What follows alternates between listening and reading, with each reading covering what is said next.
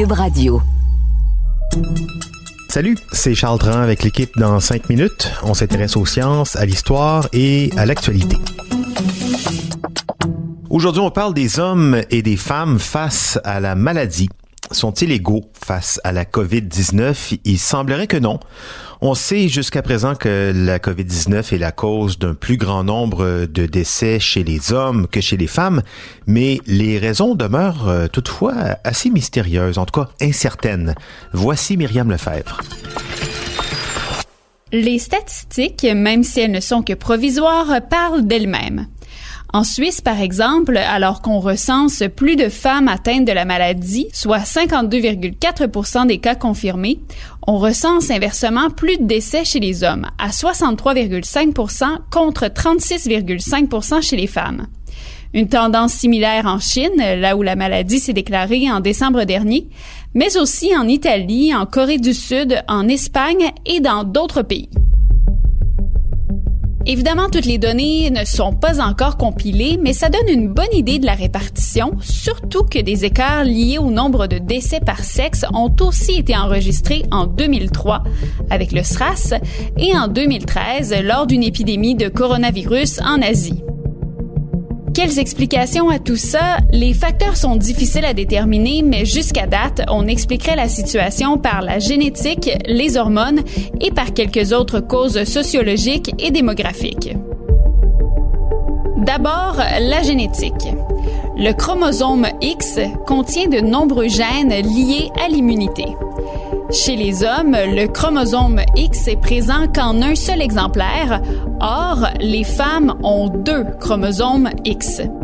Il y a un des 2 chromosomes X qui est naturellement inactivé chez les femmes, ce qui empêche donc une activité excessive des gènes. Les femmes sont donc au même niveau que les hommes quant à l'expression des gènes.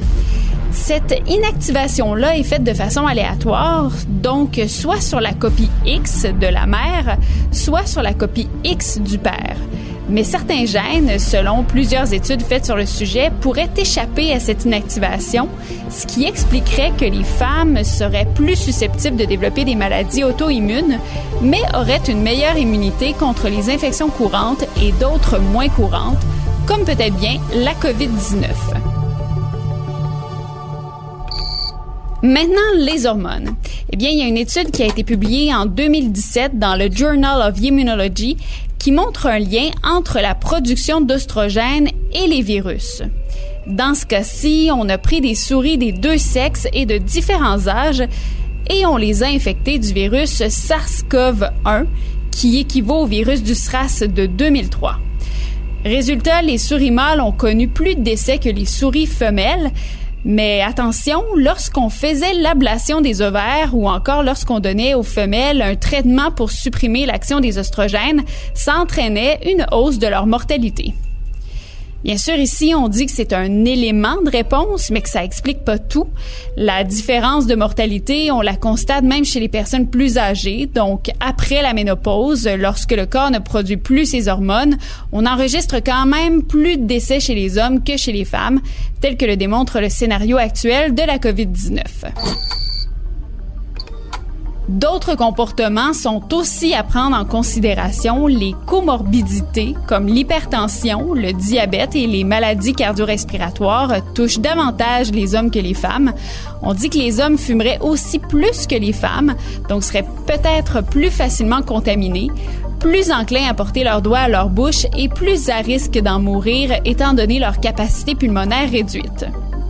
Bref, les scientifiques sont divisés sur les explications et le débat rejoint même celui sur l'écart de longévité homme-femme. On sait que les femmes ont une espérance de vie plus grande que celle des hommes. Au Québec, l'espérance de vie des hommes est de 80,9 ans contre 84,3 ans pour les femmes.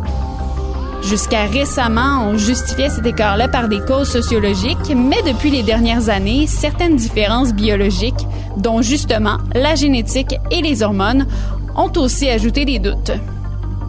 Ouais, c'est ça la science, hein. Dès qu'on trouve des réponses, il y a encore plus de questions qui se pointent à l'horizon. Les coronavirus, ça fait longtemps qu'on les connaît, mais la COVID-19, elle, sa connaissance, elle est beaucoup plus récente. En résumé, les chiffres semblent moins favorables aux hommes en surpoids, fumeurs et ou malades qu'aux femmes, mais ça va prendre plusieurs années pour les confirmer, ces chiffres, avec d'autres facteurs aussi, hein, hormonaux, génétiques, le groupe sanguin aussi. D'ici là, on va espérer trouver un vaccin en priorité. Merci, Myriam Lefebvre. C'était en 5 minutes.